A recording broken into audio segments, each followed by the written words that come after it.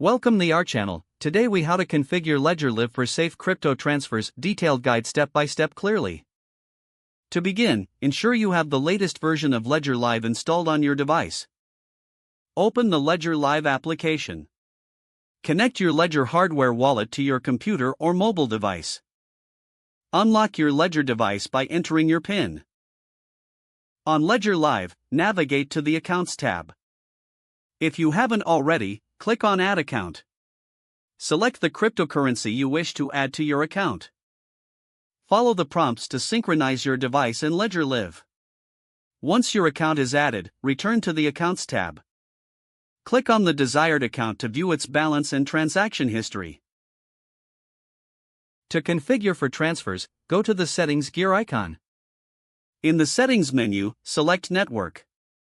Ensure your network settings are optimized for speed and reliability.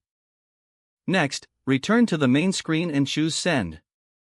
Enter the recipient's wallet address in the designated field. Double-check the address to prevent any mistakes.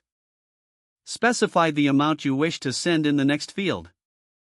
For additional security, adjust the transaction fee according to your needs. Review all information once more before proceeding. Click Continue to confirm the transaction. The Ledger device will prompt you to review the transaction details again. Verify the transaction information displayed on your device. Confirm the transaction by pressing the appropriate buttons on your Ledger.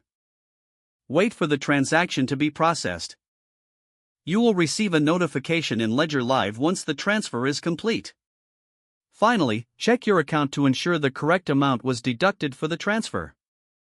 If the page does not load, refresh the browser or try again in a private or incognito window. Make sure you are using the correct email address, then retype it carefully to avoid small typos. If your password is not accepted, use the reset option and create a new strong password you can remember. Check your spam folder for verification or security emails, then complete any requested confirmation steps.